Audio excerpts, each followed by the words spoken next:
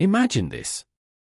You walk into a grand conference hall, flashing lights, journalists scrambling, politicians rehearsing their lines.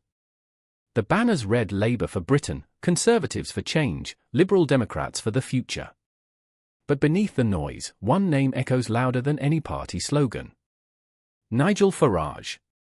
A man without a seat in Parliament, yet somehow, he's the centre of every conversation, every speech, every headline.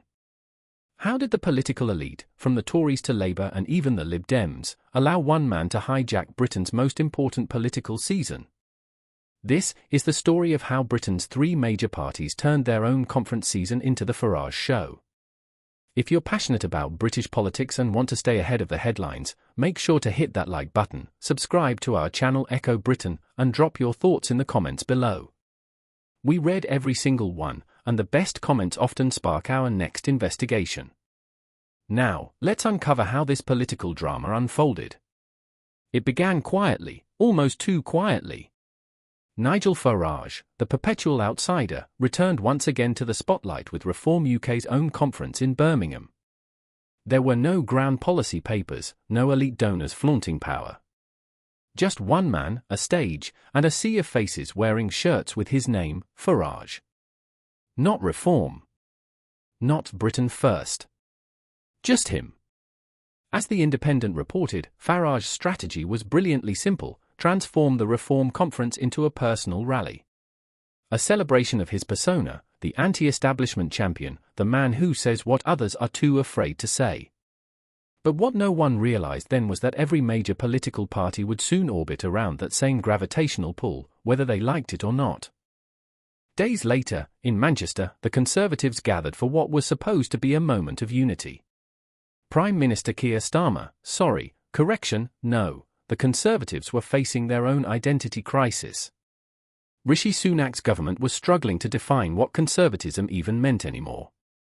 According to The Guardian and The Independent, many of the Tories' senior figures spent their time not discussing policy, but Farage. Ministers warned that if the Conservatives didn't act tougher on migration, the Reform UK movement could bleed their voters away.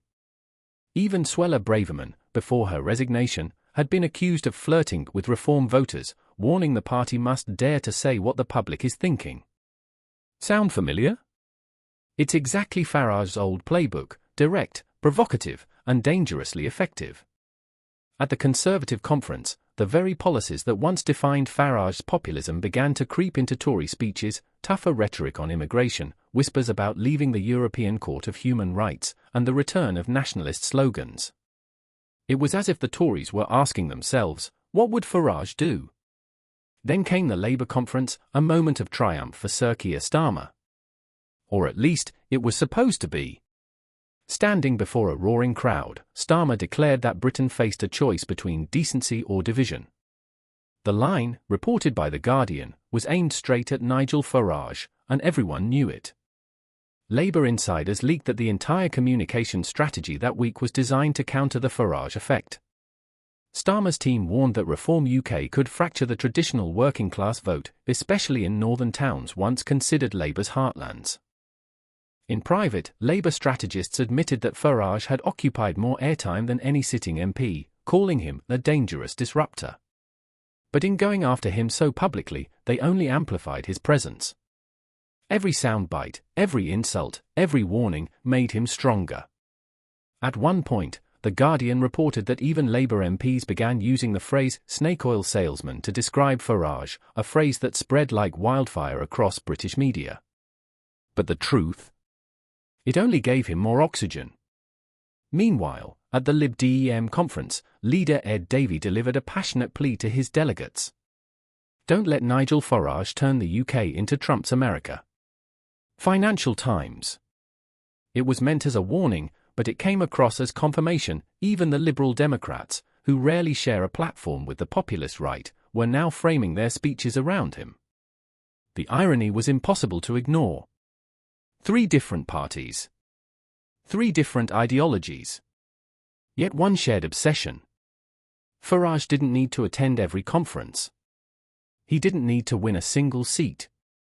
All he had to do was sit back and let Britain's entire political system speak his name. Across social media, clips from Labour's and Tory conferences were trending under the same tag, #Farage. Television panels debated whether he could make a comeback, whether Reform UK might split the right, whether the Farage factor was the key to Britain's next election. In one particularly biting line from The Independent, the writer observed, "Even when Farage isn't in the room, he controls the conversation." It was the perfect summary of Britain's political predicament, a democracy haunted by its own populist ghost. Why do the parties keep giving him power? Because fear is the most potent fuel in politics. The Tories fear losing their right-wing base. Labour fears losing its working-class north. And the Lib Dems fear being erased from the conversation entirely. Farage doesn't need to win elections to influence them. He only needs to plant the idea that he could. And so, Britain's conferences, once proud showcases of democracy and debate, have become theatrical stages for one man's myth. The Independent called it the Farage Show. And perhaps that's the perfect metaphor, a political circus where every act, every argument, and every headline revolves around the same character. If this pattern continues, Reform UK could become the most influential party that never governed. A populist force shaping the tone of national politics without ever holding power. Meanwhile, the mainstream parties risk losing what little authenticity they have left. By chasing Farage's shadow, they may be losing sight of themselves. The Financial Times warned that in trying to beat Farage at his own game, Britain's parties are becoming reflections of him. And that's the real danger, not a single election result, but a gradual transformation of British politics into a populist echo chamber. So as the lights fade on this year's conference season, one question remains. Who truly leads the political conversation in Britain? The Prime Minister? The opposition? The Parliament? Or the man who isn't even in the room? Because while the parties fight for relevance, Nigel Farage has already won something far more valuable. He's become the story itself.